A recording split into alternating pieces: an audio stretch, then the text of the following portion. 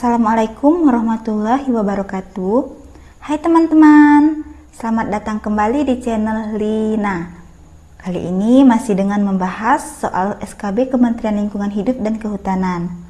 Mohon dukungannya terus ya, dengan cara klik like dan subscribe, serta bunyikan lonceng pemberitahuan supaya kalian gak ketinggalan video-video yang akan aku upload selanjutnya. Nah, di video kali ini aku masih membahas soal-soal tentang lingkungan hidup, masih dengan materi bahan berbahaya dan beracun atau lebih dikenal dengan sebutan B3. Langsung saja ya kita ke soal yang pertama. Perhatikan pernyataan berikut. 1. Peroksida organik.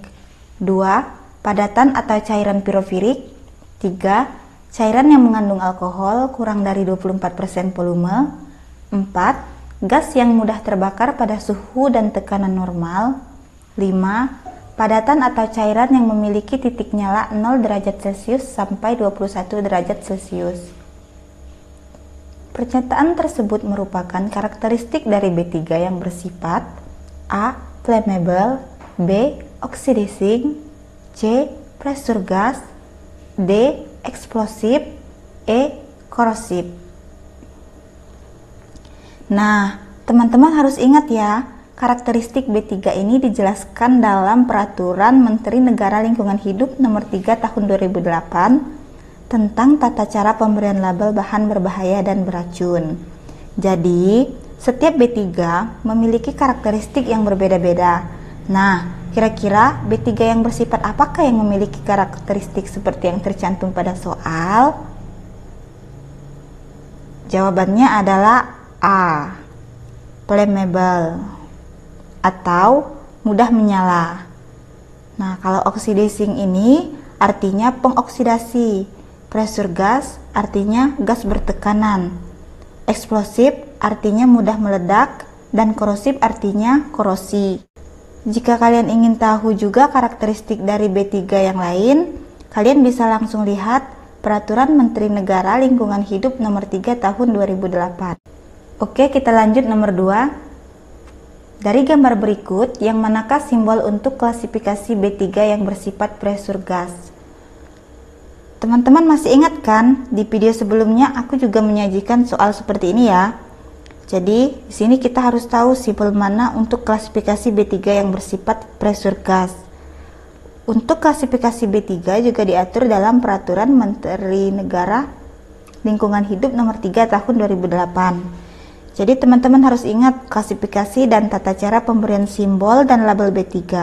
Ini diatur dalam Peraturan Menteri Negara Lingkungan Hidup Nomor 3 Tahun 2008. Jadi klasifikasi B3 yang bersifat pressure gas ditunjukkan oleh gambar D. Jawabannya adalah D ya. Jadi gambar simbol pada option D ini untuk klasifikasi B3 yang bersifat pressure gas. Untuk simbol-simbol yang lain, teman-teman bisa cek di peraturannya atau di video aku sebelumnya. Oke, kita lanjut nomor 3. Perhatikan pernyataan berikut. 1. Menyebabkan iritasi, terbakar pada kulit. 2. Menyebabkan proses pengkaratan pada lempeng baja SAE 1020 dengan laju korosi lebih besar dari 6,35 mm per tahun dengan temperatur pengujian 55 derajat Celcius. 3. Mempunyai pH sama atau kurang dari 2 untuk B3 bersifat asam atau lebih besar 12,5 untuk B3 yang bersifat basa. Pernyataan tersebut merupakan karakteristik dari B3 yang bersifat A. Harmful, B. Iritan, C. Toxic, D. Oxidizing, E. Korosif. Nah, yang ditanya adalah karakteristik yang tadi disebutkan. Ini termasuk dari B3 yang bersifat apa? Kita lihat jawabannya. Jawabannya adalah E. Oxidizing atau pengoksidasi. Oke, lanjut nomor 4. Dari gambar berikut, yang manakah simbol untuk klasifikasi B3 yang bersifat dangerous for environment? Nah, dangerous for environment ini adalah klasifikasi B3 yang bersifat berbahaya untuk lingkungan. Jadi simbolnya adalah gambar C. Bisa dilihat ya di gambar C ini, teman-teman ingat saja berbentuk seperti lingkungan dan di dalamnya ada pohon dan ikan. Oke, lanjut nomor 5. Perhatikan pernyataan berikut. 1. Toksisitas sistemik pada organ target spesifik karena paparan tunggal dapat menyebabkan iritasi pernapasan, mengantuk atau pusing. 2. Sensitasi pada kulit yang dapat menyebabkan reaksi alergi pada kulit. 3. Iritasi atau kerusakan parah pada mata yang dapat menyebabkan iritasi serius pada mata. Pernyataan tersebut merupakan karakteristik dari B3 yang bersifat A. Harmful, B. Iritan, C. Toxic, D. Oxidizing, E. Corrosive. Jawabannya adalah B. Jadi ini merupakan karakteristik dari B3 yang bersifat iritan atau iritasi.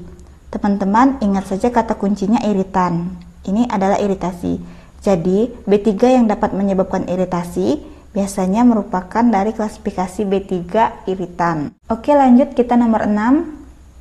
Simbol berupa gambar kepala dan dada manusia berwarna hitam dengan gambar menyerupai bintang segi 6 berwarna putih pada dada adalah simbol yang digunakan untuk klasifikasi B3 yang bersifat A. Pressure gas, B. Dangerous for the environment, C. Extremely flammable, D. Extremely toxic, E. Carcinogenic, teratogenic, mutagenik.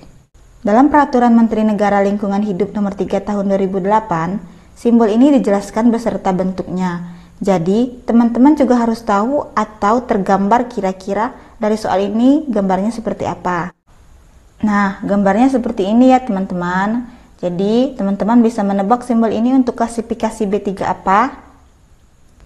Ya, benar. Jawabannya adalah E, untuk klasifikasi B3 yang bersifat karsinogenik, tetragenik, mutagenik. Oke, lanjut kita nomor 7. Pengelolaan bahan berbahaya dan beracun menurut Peraturan Pemerintah Nomor 101 Tahun 2014 meliputi A. Kegiatan yang meliputi pengurangan, penyimpanan, pengumpulan, pengangkutan, pemanfaatan, pengolahan dan atau penimbunan. B. Kegiatan mengumpulkan limbah B3 dari penghasil limbah B3 sebelum diserahkan kepada pemanfaat limbah B3, pengolah limbah B3, dan atau penimbun limbah B3. C. Kegiatan menempatkan limbah B3 pada fasilitas penimbunan dengan maksud tidak membahayakan kesehatan manusia dan lingkungan hidup. D. Proses untuk mengurangi dan atau menghilangkan sifat bahaya dan atau sifat racun. E. Kegiatan membuang, menempatkan, dan atau memasukkan limbah dan atau bahan dalam jumlah, konsentrasi, waktu, dan lokasi tertentu dengan persyaratan tertentu ke media lingkungan hidup tertentu. Jawabannya adalah A. Jadi pengelolaan bahan berbahaya dan beracun, kegiatannya ini meliputi pengurangan, penyimpanan, pengumpulan, pengangkutan, pemanfaatan, pengolahan, dan atau penimbunan. Kalau option B ini merupakan kegiatan pengumpulan limbah. Untuk option C merupakan kegiatan penimbunan, option D merupakan kegiatan pengolahan limbah, dan option E merupakan kegiatan dumping atau. Oke, lanjut nomor 8. Salah satu hal penting dalam pengelolaan B3 adalah pengidentifikasian dan pengklasifikasian B3. Hal ini berguna sebagai informasi penting dalam pengelolaannya. Identifikasi yang digunakan untuk penandaan B3 terdiri dari dua jenis, yaitu A. Nama limbah dan identitas penghasil limbah, B. Simbol dan komposisi limbah, C. Simbol dan label, D. Komposisi limbah dan tanggal dihasilkannya limbah, E. Simbol dan klasifikasi limbah. Jawabannya adalah C. Jadi, simbol dan label ini penting diberikan untuk pengidentifikasian dan pengklasifikasian B3. Karena sesuai dengan namanya, B3 atau bahan berbahaya dan beracun bisa gawat kalau tidak diberi simbol dan label. Bisa-bisa kita salah kira kalau itu obat atau minuman ya kan? Nah, sedangkan nama limbah, identitas penghasil limbah, komposisi limbah, tanggal dihasilkannya limbah, dan klasifikasi limbah ini merupakan informasi atau keterangan yang harus dimuat pada label B3. Jadi, label B3 harus berisi informasi-informasi ini. Untuk lebih jelasnya mengenai informasi apa yang terdapat pada label B3, bisa dilihat pada Peraturan Menteri Negara Lingkungan Hidup Nomor 3 Tahun 2008 tentang tata cara pemberian label bahan berbahaya dan beracun. Oke, lanjut nomor 9. Permohonan perpanjangan izin pengelolaan limbah B3 untuk kegiatan penyimpanan limbah B3 harus dilengkapi dengan persyaratan berikut, kecuali A. Identitas pemohon, B. Akta pendirian badan usaha, C. Nama dan sumber limbah, D. Sertifikasi limbah, E. Karakteristik dan jumlah limbah. Jawabannya adalah D. Ingat yang ditanyakan kecuali ya.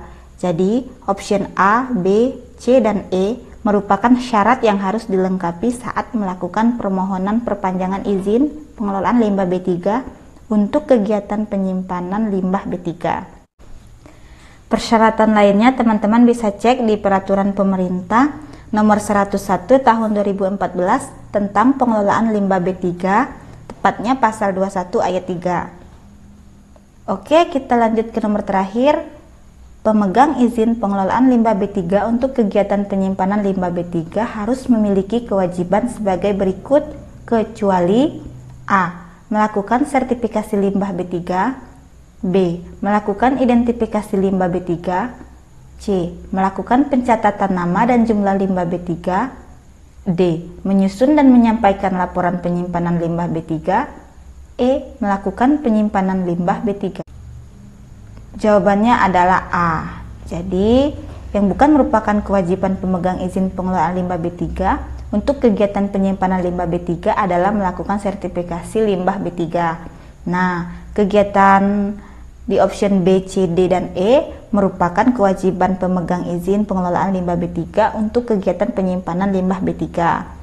Ada satu lagi kewajiban yang harus dimiliki oleh pemegang izin pengelolaan limbah B3 ini, yaitu melakukan pemanfaatan limbah B3, pengolahan limbah B3, dan atau penimbunan limbah B3 yang dilakukan sendiri atau menyerahkan kepada pengumpul limbah B3, pemanfaat limbah B3, pengolah limbah B3, dan atau penimbun limbah B3. Nah, teman-teman dapat lihat dalam Peraturan Pemerintah Nomor 101 Tahun 2014 tentang pengelolaan limbah B3 pasal 26. Oke, sekian. Cukup sampai di sini pembahasan kita kali ini ya. Tunggu video-video selanjutnya. Jika ada kritik, saran, dan pertanyaan, silahkan tinggalkan di kolom komentar. Buat teman-teman tetap semangat dan jangan menyerah, karena hidup adalah perjuangan. Sekian, terima kasih. Sampai jumpa lagi. Dadah!